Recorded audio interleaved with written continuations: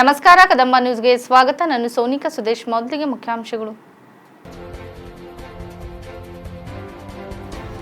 Short ಸರ್ಕ್ಯೂಟ್ನಿಂದ ಹೊತ್ತಿ ಉರಿದ ಸರ್ಕಾರಿ ಸಾರಿಗೆ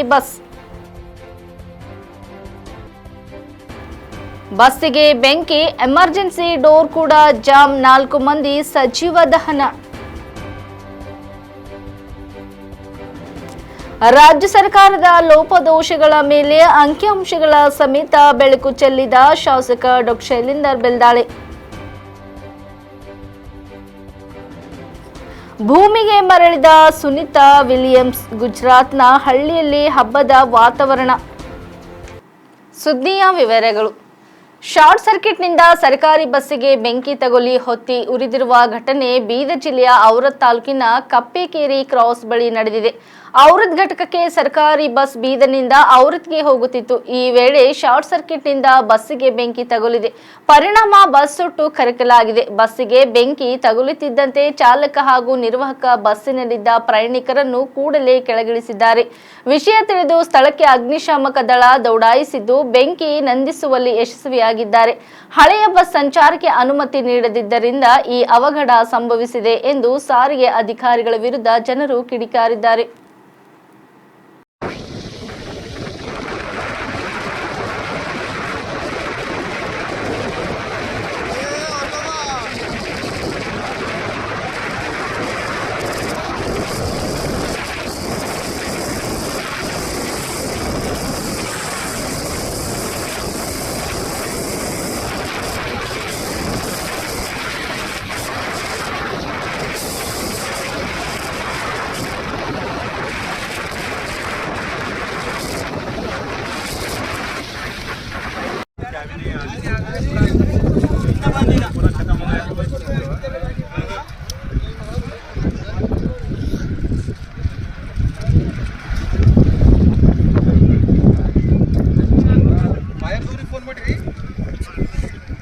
ಮಾಡಿದ್ರೆ ಸರ್ ಯಾರು ಎತ್ತಲಿಕ್ಕೆ ತಯಾರಿ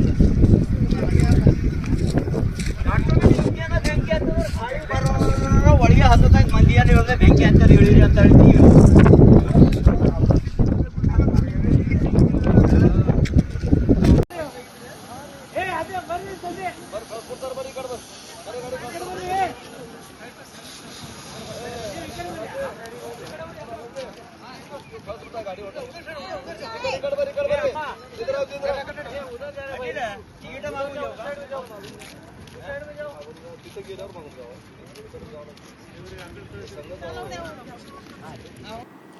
ಬುಧವಾರ ಮುಂಜಾನೆ ಭೀಕರ ಅಪಘಾತ ಸಂಭವಿಸಿದ್ದು, ಖಾಸಗಿ ಬಸ್ಸಿಗೆ ಬೆಂಕಿ ಹೊತ್ತಿದ ಪರಿಣಾಮ ಬಸ್ಸಿನಲ್ಲಿದ್ದ ಪ್ರಯಾಣಿಕರ ಪೈಕಿ 4 ಮಂದಿ ಸಜೀವ ದಹನವಾಗಿದ್ದಾರೆ. ಮಹಾರಾಷ್ಟ್ರದ ಪುಣೆಯಲ್ಲಿ ದಾರುಣ ಅಪಘಾತ ಸಂಭವಿಸಿದ್ದು, ಖಾಸಗಿ ಕಂಪನಿಯೊಂದರ ವಾಹನಕ್ಕೆ ಬೆಂಕಿ ಹೊತ್ತಿಕೊಂಡ ಪರಿಣಾಮ 4 ಉದ್ಯೋಗಿಗಳು ಸುಟ್ಟು ಕರಕಲಾಗಿದ್ದು 5 ಮಂದಿ ಗಾಯಗೊಂಡಿದ್ದಾರೆ ಎಂದು ಪೊಲೀಸರು ತಿಳಿಸಿದ್ದಾರೆ. ಪುಣೆ ಹೊರವಲಯದ ಪಿಂಪ್ರಿ ಚಿಂಚವಾಡ್ ಪ್ರದೇಶದ ಹಿಂಜೇವಾಡಿಯಲ್ಲಿ ಬೆಳಗ್ಗೆ 7:30 ಸುಮಾರಿಗೆ ಈ ಘಟನೆ ಸಂಭವಿಸಿದೆ. ವಾಹನವು ವೆಮೋ ಗ್ರಾಫಿಕ್ಸ್ನ 12 ಉದ್ಯೋಗಿಗಳನ್ನು ವಾರ್ಜೆಯಿಂದ ಹಿಂಜೇವಾಡಿಗೆ ಕರೆದೊಯ್ಯುತ್ತಿತ್ತು. ವಾಹನವು ಡಸ್ಲಾಟ್ ಸಿಸ್ಟಮ್ಸ್ ಬಳಿ ಇದ್ದಾಗ ಚಾಲಕನ ಪಾದದ ಬಳಿ ಮೊದಲು ಬೆಂಕಿ ಕಾಣಿಸಿಕೊಂಡಿತ್ತು. ಬೆಂಕಿ ಮುಂಭಾಗಕ್ಕೆ ಹರಡುತ್ತಿದ್ದಂತೆಯೇ ಚಾಲಕ ವಾಹನವನ್ನು ನಿಲ್ಲಿಸಿದ್ದಾನೆ. ಅಪಾಯವನ್ನು ಅರಿತ 4 ಉದ್ಯೋಗಿಗಳು ತಕ್ಷಣ ಮಿನಿ ಬಸ್ನಿಂದ ಇಳಿದರು. ವಾಹನದ ಹಿಂಭಾಗದಲ್ಲಿರುವ ತುರ್ತು ನಿರ್ಗಮನ ದ್ವಾರದ ಮೂಲಕ ತಪ್ಪಿಸಿಕೊಳ್ಳಲು ಕೆಲ ಸಿಬ್ಬಂದಿ ಪ್ರಯತ್ನಿಸಿದರು.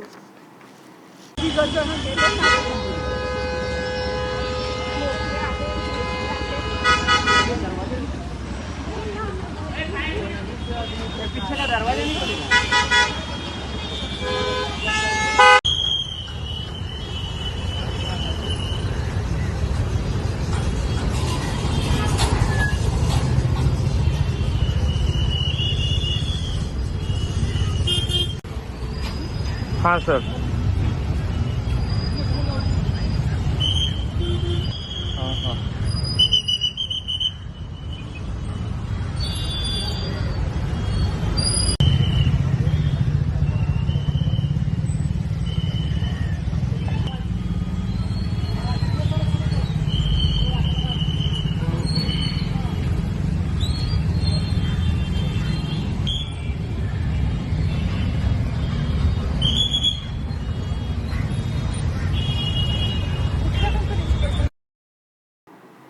ಇಂದು ಬೆಂಗಳೂರಿನಲ್ಲಿ ನಡೆಯುತ್ತಿರುವ ವಿಧಾನಸಭೆ ಅಧಿವೇಶನದಲ್ಲಿ 2024-25ನೇ ಸಾಲಿನ ಬಜೆಟ್ ಮೇಲೆ ಶಾಸಕ ಡಾ ಶೈಲೇಂದರ್ ಬೆಲ್ದಾಳೆ ಮಾತನಾಡಿದರು. ಸರ್ಕಾರದ ಲೋಪದೋಷಗಳ ಮೇಲೆ ಅಂಕಿಅಂಶಗಳ ಸಮೇತ ಬೆಳಕು ಚೆಲ್ಲಿದರು. ಮುಖ್ಯಮಂತ್ರಿ ಸಿದ್ದರಾಮಯ್ಯ ಅವರು ಮಂಡಿಸಿದ 16ನೇ ರಾಜ್ಯ ಬಜೆಟ್ನಲ್ಲಿ ಹಿಂದುಳಿದ ಬೀದರ್ ಜಿಲ್ಲೆಗೆ ಸಂಪೂರ್ಣ ಕಡೆಗಣಿಸಲಾಗಿದೆ. ಗಡಿ ಜಿಲ್ಲೆಯ ಜನರ ನಿರೀಕ್ಷೆಗಳೆಲ್ಲವೂ ಈ ಬಜೆಟ್ ಹುಸಿಗೊಳಿಸಿದೆ. ಬೀದರ್ ಜಿಲ್ಲೆಯ ಅಭಿವೃದ್ಧಿಗೆ ಪೂರಕವಲ್ಲದ ಬಜೆಟ್ ಇದಾಗಿದೆ ಮತ್ತು ನಮ್ಮ ಜಿಲ್ಲೆ ಹಾಗೂ ಕ್ಷೇತ್ರದ ಅಭಿವೃದ್ಧಿಗೆ ಹೆಚ್ಚಿನ ಆದ್ಯತೆ ನೀಡಬೇಕು ಎಂದು ಮಾನ್ಯ ಸಭಾಧ್ಯಕ್ಷರ ಮೂಲಕ ಸರ್ಕಾರಕ್ಕೆ ಒತ್ತಾಯಿಸಿದರು. ಮಾನ್ಯ ಮುಖ್ಯಮಂತ್ರಿ ಸಿದ್ದರಾಮಯ್ಯ ಅವರು ರಾಜಕೀಯ ಜೀವನದ 16ನೇ ಬಜೆಟ್ ಅನ್ನು ಮಂಡಿಸಿ ದಾಖಲೆ ಮಾಡಿರುವುದಾಗಿ ಹೇಳಿದ್ದಾರೆ. ಯಾವಾಗಲೂ ಸಾಮಾಜಿಕ ನ್ಯಾಯ, ಸಂವಿಧಾನ, ಸಂಪತ್ತು ಹಂಚಿಕೆ ಮಾತಾಡೋ ಮುಖ್ಯಮಂತ್ರಿಗಳು 7 ಕೋಟಿ ಜನರಿಗೆ ತಲುಪುವುದು ಬಜೆಟ್ ಅನ್ನ ಮಂಡಿಸಿಲ್ಲ ಅಂತ ನನ್ನ ಭಾವನೆ. ಇಲ್ಲಿ ಸರ್ವಜ್ಞರ ಒಂದು ವಚನ ನೆನಪಿಸಿಕೊಳ್ಳೋದಾದರೆ, ಪುಷ್ಪವಿಲ್ಲದ ತೋಟ, ತುಪ್ಪವಿಲ್ಲದ ಊಟ, ಒಪ್ಪವಿಲ್ಲದಳ ನಗೆ ನುಡಿ, ಇವು 3 ಸಪ್ಪನೆ ಕಾಣ ಅಂತ ಸರ್ವಜ್ಞ ಹೇಳಿದ್ದಾರೆ. ಪುಷ್ಪವಿಲ್ಲದ ತೋಟ, ಟೈಮ್ ಇಲ್ಲ, ಯಾಕೆ ರಿಪೀಟ್ ಮಾಡ್ತೀರಿ? ಒಮ್ಮೆ ಸಾಕು. ಒಂದೇ ಸೆಕೆಂಡ್ ಸರ್. ಪುಷ್ಪವಿಲ್ಲದ ತೋಟ, ತುಪ್ಪವಿಲ್ಲದ ಊಟ, ಒಪ್ಪವಿಲ್ಲದಳ ನಗೆ ನುಡಿ, ಇವು 3 ಸಪ್ಪನೆ ಕಾಣ ಅಂತ ಸರ್ವಜ್ಞ ಹೇಳಿದ್ದಾರೆ. ಇದನ್ನು ಸಿದ್ದರಾಮಯ್ಯ ಬಜೆಟ್ಗೆ ಅನ್ವಯಿಸಿ ಹೇಳಿದಾದರೆ ಸರ್ವರನ್ನು ಒಳಗೊಳ್ಳದ, ನೀವು ಉಪವಾಸ ಇದ್ದಾಗ ಇದೆಲ್ಲ ಹೇಳಿದ್ರೆ, ನೀವು ಉಪವಾಸ ಇದ್ದಾಗ ಅವ್ರು ಇದೆಲ್ಲ ಹೇಳಿದ್ರೆ ಹೆಂಗಾಗತ್ತೆ ಅವರಿಗೆ? ದೂರದೃಷ್ಟಿ ಇಲ್ಲದ ಸಾಮಾಜಿಕ ಹೊಣೆಗಾರಿಕೆ ಮರ್ಯಾದ ಸವಕಲು ಸಪ್ಪೆಯ ಮುಂಗಡ ಪತ್ರ ಎನ್ನಬಹುದು ಅಂತ ನಾನು ಹೇಳಕ್ ಇಚ್ಛೆ ಪಡ್ತೀನಿ. ಇದು ಕೇವಲ ವೋಟ್ ಬ್ಯಾಂಕ್ ಕೇಂದ್ರೀಯ ಬಜೆಟ್, ಕೇಂದ್ರೀಕೃತ ಬಜೆಟ್ ಅಂತ ಈ ಅವಯವ ಬಗ್ಗೆ ನಮ್ಮ ವಿರೋಧ ಪಕ್ಷದ ನಾಯಕರಾದ ಆರ್ ಅಶೋಕ್ ರವರು ಹಾಗೂ ನಮ್ಮ ರಾಜ್ಯಾಧ್ಯಕ್ಷರಾದ BY ವಿಜೇಂದ್ರ ಅವರು ಈಗಾಗಲೇ ಹಲವು ವಿಷಯ ಬಗ್ಗೆ ಸದನಕ್ಕೆ ಸರ್ಕಾರದ ಲೋಪಗಳು ಎತ್ತಿ ತೋರಿಸಿದ್ದಾರೆ.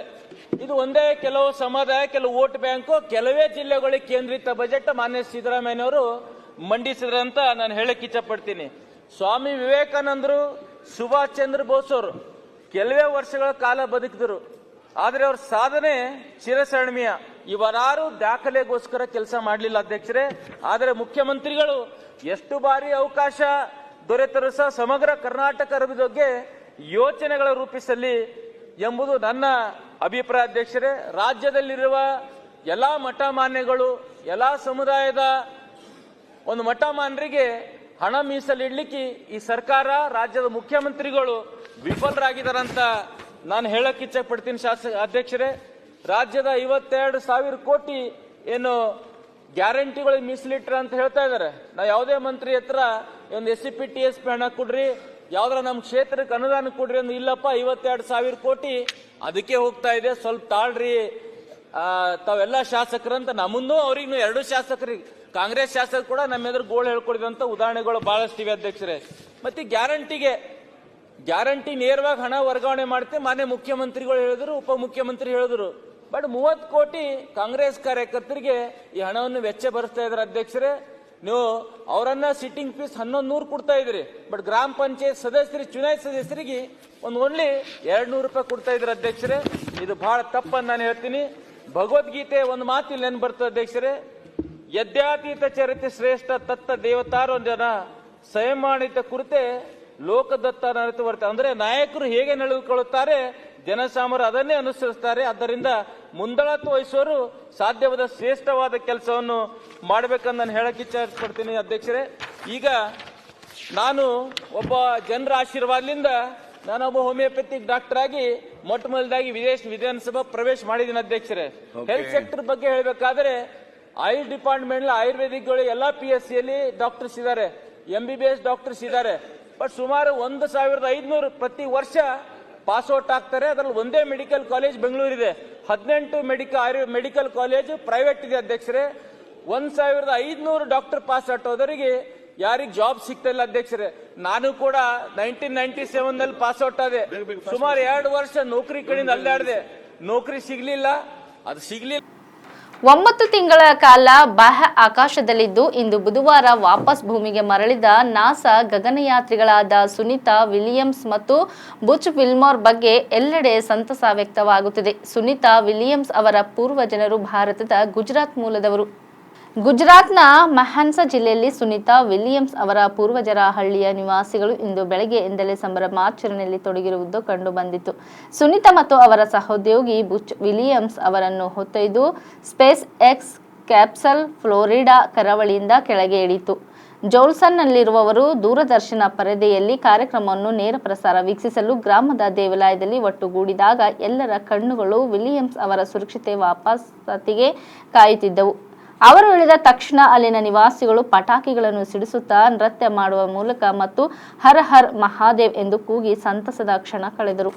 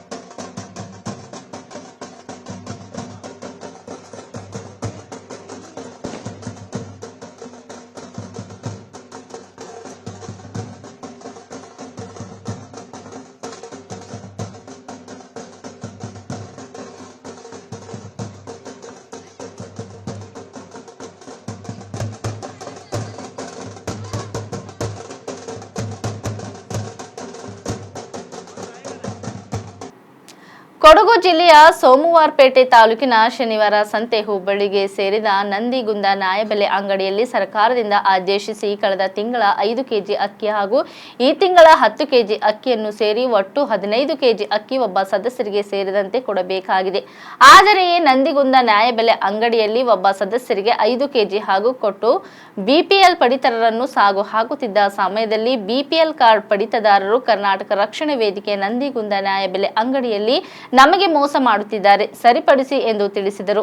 ಕರವೇ ತಾಲೂಕಾ ಅಧ್ಯಕ್ಷರಾದ ಫ್ರಾನ್ಸಿಸ್ ಡಿಸೋಜರ್ ಅವರು ನಂದಿಗುಂದ ನ್ಯಾಯಬೆಲೆ ಅಂಗಡಿಗೆ ಹೋಗಿ ಅವರನ್ನು ಕೇಳಿದರೆ ನಮಗೆ ಸರ್ಕಾರ ಹೇಳುವುದು ಸದಸ್ಯರಿಗೆ 5 ಕೆಜಿ ಅಕ್ಕಿ ಕೊಡಲು ಹೇಳಿದ್ದಾರೆ ಎಂದು ತಿಳಿಸಿದರು. ಮೇಡಮ್ ಈಗ ಅಕ್ಕಿ ಎಷ್ಟು ಕೊಡ್ತಿದ್ರಿ ಮೇಡಮ್? ನನಗೆ ಅಲ್ಲ ಆಫ್ ಮಾಡಂಗಿಲ್ಲ. ನೀವು 5 ಕೆಜಿ ಹಾಕಿ ಕೊಡ್ತಾ ಇದ್ರಿ, ಬಡವರು ಅನ್ನ ಯಾಕೆ ತಿಂತಾ ಇದ್ರಿ? ಒಂದು ನಿಮಿಷ ರೀ, ಒಂದು ನಿಮಿಷ. ನೀವು ಬಡವ್ರ ಅಕ್ಕಿ ತಿನ್ಬೇಡಿ ದಯವಿಟ್ಟು, ನಾನು ಬಿಡ್ಕೊಳ್ಳೋದಿಲ್ಲ ಇದು. ಒಂದು ನಿಮಿಷ ರೀ, ನಾನು ಮೇಡಮ್ ಅಂತ ಮಾತಾಡಿಸ್ತೀನಿ. ಬಡವ್ರ ಅಕ್ಕಿ ತಿಂತಾ ಇದ್ರಿ ಮೇಡಮ್? ಏನಕ್ಕೆ ಮಾಡ್ತೀವಿ ಈ ಥರ ಮೋಸ ಮಾಡ್ತಾಯಿದ್ರಿ ಮೇಡಮ್? ಈಗ ಕೊಡ್ತೀನಿ ನೋಡಿ ಅವರಿಗೆ. ತಾಳಿ ಮೇಡಮ್, ಯಶಸ್ವಿ ಮೇಡಮ್ ಮಾತಾಡ್ತಿದ್ದಾರೆ, ತಾಳಿ ಮೇಡಮ್. ಹಲೋ ನೋಡಿ, ಅವ್ರು ಅಂಗಡಿ ಬಿಟ್ಟು ಆಚೆ ಹೋಗ್ಬಿಟ್ರು ಮೇಡಮ್. ಹಲೋ ನೋಡಿ, ಅಂಗಡಿ ಬಿಟ್ಟು ವಾಪಸ್ ಹೋದ್ರು ನೋಡಿ. ಜನಗಳಿಗೆ ಮೋಸ ಮಾಡ್ತಿದ್ದಾರೆ ಮೇಡಮ್. ಇಲ್ಲಿ ನೋಡಿ 5 ಕೆಜಿ ಕೊಟ್ಟು ಕಳಿಸ್ತಾ ಇದ್ದಾರೆ. ಇದು ಹೆಂಗೆ ಮೇಡಮ್? ಇದು ಬಾರೋಣ, ಎಷ್ಟು ಕೆಜಿ ಕೊಟ್ರು ನಿಂಗೆ? ನೋಡಿ ಇಲ್ಲಿ ಎಲ್ಲರಿಗೂ 5 ಕೆಜಿ ಕೊಡ್ತಾ ಇದ್ದಾರೆ ಮೇಡಮ್. ಇವ್ರಿಗೇನು ಇದು? ಅವರಿಗೆ ನಾನು ಹೇಳಿದ್ದೀನಿ, ಅವ್ರು ಸ್ಟಾರ್ಟಿಂಗ್ 5 ಕೆಜಿ ಕೊಟ್ಟಿದ್ದಾರೆ. ಅದಕ್ಕೆ ನಾನು ಅವರಿಗೆ ಏನಂತ ಹೇಳಿದೆ ಅಂತ ಹೇಳಿದ್ರೆ, ಈಗ ಯಾರಿಗೆಲ್ಲ 5 ಕೆಜಿ ಕೊಟ್ಟಿದ್ದೀರಾ ಅವ್ರನ್ನ ಕರ್ಸಿ ಅವರಿಗೆ ಡಿಫ್ರೆನ್ಸ್ ಇನ್ 10 ಕೆಜಿ ಫುಲ್ ಕೊಡಿ.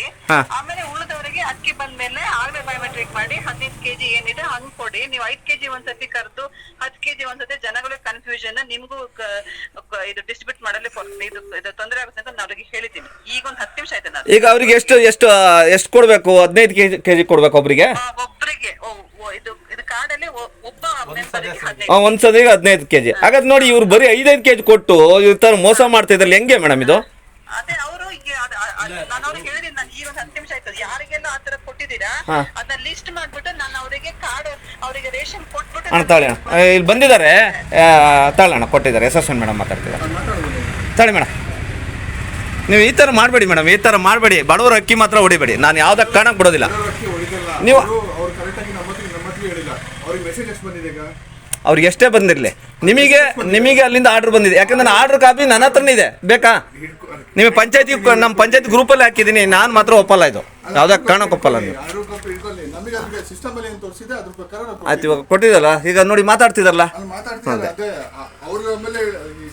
ಅವರು ಯಾವಾಗ ಅಪ್ಡೇಟ್ ಮಾಡ್ತಾರೆ, ಯಾವಾಗ ಕರೆಕ್ಟಾಗಿ ಏನು ಹೇಳ್ತಾರೆ ಅಂತ ಗೊತ್ತಾಗಲ್ಲ. ಈಗ ಸುಮ್ಮನೆ ಬಡವರಿಗೆಲ್ಲ ಸುಮ್ಮನೆ ತಾಂಡವಾಗಿ ಅದೇ ಬಡವರಕ್ಕಿನ್ನ ಯಾವತ್ತೂ ಮೋಸ ಅಂತೂ ಮಾಡಕ್ ಬಿಡೋದಿಲ್ಲ ನಾನಂತೂ. ಹೇಳ್ಬೇಕಲ್ವಾ, ಬೆಳಗಿಂದ ತಗೊಂಡೋಗ್ತಲ್ವಾ 5 kg. ಯಾವಾಗ ಕೊಡೋದಣ್ಣ? ನೀವು ಅವ್ರಿಗೆ ಅಪ್ಡೇಟ್ ಮಾಡಿದಿರಾ ನೀವು ನೋಡಿ, ತಕ್ಕಡಿಲೂ ಹೊಡಿತಾ ಇದ್ರಿ ಅಂತ ನಮಗೆ ಗೊತ್ತಿದೆ ಅಣ್ಣ. ತಕ್ಕಡಿಲು ನೋಡಿ, ಈ ತಕ್ಕಡಿ ಇಡೋದಲ್ಲ, ಸ್ಕೇಲ್ ಇಡೋದು. ಯಾವ ಸ್ಕೇಲ್ ಇಡ್ಬೇಕು? ಇಲ್ಲ, ಯಾವ ಸ್ಕೇಲ್ ಇಡ್ಬೇಕು? ಗೌರ್ಮೆಂಟ್ ಅಪ್ರೂವಲ್ ಇದ್ರದ್ದು ಸ್ಕೇಲ್ ಇಡ್ಬೇಕು ನೀವು. ನಾನು ಒಪ್ಪಲ್ಲ. ಅದ ನೋಡೋಣ ಇರಿ. ಆಯ್ತು ಕೊಡಿ ಮೇಡಮ್, ಹೇಳಿ ಮೇಡಮ್. ಈಗ ಅವರಿಗೆ ಡಿಫ್ರೆನ್ಸ್ ಹಾಕಿ ಎಲ್ಲ ಕೊಟ್ಟು ಕಳ್ಸಕ್ ಹೇಳಿದೀನಿ. ಅಂದ್ರೆ ಅವ್ರು ಏನು ಕನ್ಫ್ಯೂಸ್ ಮಾಡ್ಕೊಂಡ್ರು ಅಂದ್ರೆ, ಫಸ್ಟ್ ನಮ್ಗೆ 5 kg ಇದು ಮಾತ್ರ ಬಂದಿದ್ದು, ಆಮೇಲೆ 10 kg ಬರೋದು ಅಂತ. ಅವ್ರು ಏನ್ ಹೇಳಿದ್ರೆ ಫಸ್ಟ್ 5 kg ಕೊಡೋಣ, ಆಮೇಲೆ 10 kg. ಇಲ್ಲಿವರೆಗೆ ಸುದ್ದಿ ಕೊಟ್ಟಿದ್ದು ನಾನು ಸೋನಿಕಾ ಸುದೇಶ್. ಮುಂದಿನ ಸುದ್ದಿಯೊಂದಿಗೆ ಮತ್ತೆ ಭೇಟಿಯಾಗೋಣ. ವಂದನೆಗಳು.